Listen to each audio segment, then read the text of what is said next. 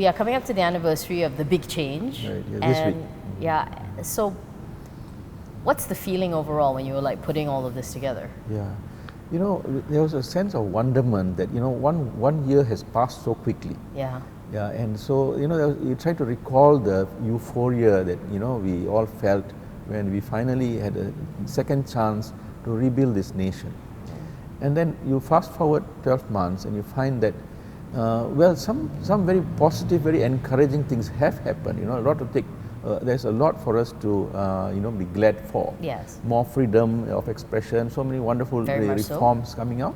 But at the same time, there's been a very distinct feeling that we have been let down somewhat. You know, our leaders could have done, you know, could have punched higher. You know. Realistically, though, could they have punched higher? I mean, I'm not a sympathizer, but I do think that 1 year is very short time to ask them to change everything. I've always said this. It's like you've had a house that somebody's been squatting in for 60 years. Can you take a year just to clean it? Well, I think the contributors that we have managed to, you know, get put together in our pull-out, they have done a very good job of pointing out where the positives are and where else the government and the new government could have done better.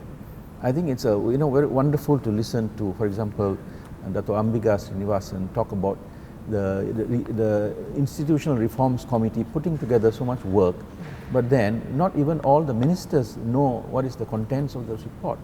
So, you know, it's a bit frustrating that certain things like that, which shouldn't, you know, be kept from the cabinet of all people, you know, we haven't done that yet. So that's a bit puzzling. Yeah, that is. And some of the other things that have come up, cost of living has always come up as well. But let's talk about this survey, because I took it.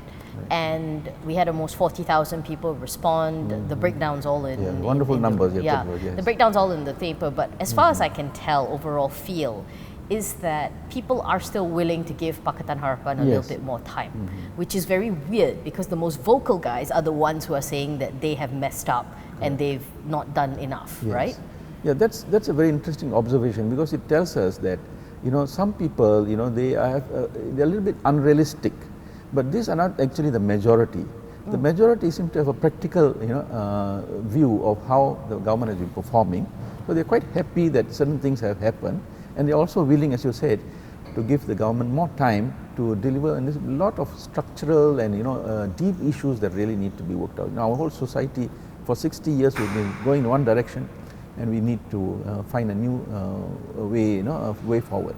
The things that they have been a little bit happy about, the fact is XPM's now on trial. 1MDB, the massive, huge projects have all been renegotiated. So those are nice, big, splashy kind of like headlines, but I think a lot of people still feel that they haven't addressed bread and butter issues, and this keeps coming up. Is that a fair enough criticism, you think? I think, you know, you have hit the, you know, that's the raw nerve, you see, because people, you know, rightly or wrongly, they have this kind of expectation that, okay, I voted you guys in, now make my life better. So when they find that, you know, they're still feeling the pinch and all this, well, they appreciate that, you know, there's a lot of, you know, what do you call this, correction that needs to be done. They also, people want to have something, you know, tangible, you know, in their lives. Yeah, which they haven't really felt yet. But is that a function of the government, or is that a function of the fact that the world economy is just bad? So I think what you said to me earlier in this morning, it's a fine balancing act. Yeah. So of course, you know, the government has to be very prudent, you know, in reining in all these mega projects and all this. That's on the one hand. But it also has got a big task in stimulating the economy and making sure that businesses thrive, and so that in the end, people's jobs are there and people are able to, you know, they have money in their hands to spend. Yeah, okay. And they're still finding that balance, aren't they? They are, you know, I think, you know, we've got to give them credit. They've been working very hard, but we also wish them, you know, to, as I said, you know, set their sights higher. The other thing is, of course, we ask people to rank their ministers in how they feel they're kind of doing, and I think the results are quite telling. Of course, PM has gotten quite high, LG has gotten quite high. Some ministers like Anthony Lok and Yeo Bee Yin also, people like what they did. Correct. Quite visible, yes. Quite visible, the more visible ones, but people like Mazli, he was the bottom of the racket.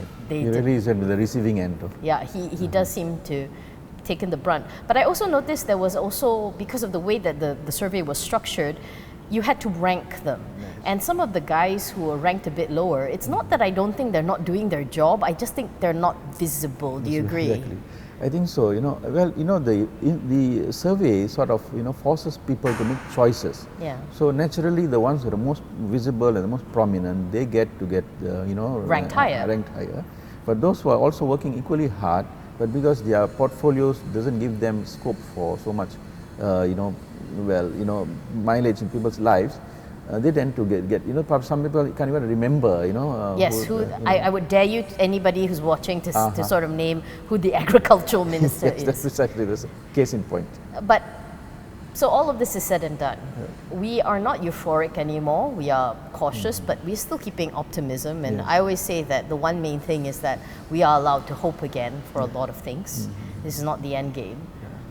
But what is there still need to be done? What does the Pakatan Harapan government still need to seriously address, like now? Yeah, I think one of the clearest insights, you could say, that's come out from this whole exercise is that, well, the Pakatan government needs to really improve how it's communicating its successes and its efforts to the masses, so that people understand that some of these things, especially the manifesto promises, they have been able to implement quite a few of them, and quite a few others of course need a lot more work, and they need to be able to explain this to the people so that the people have they can manage the expectations.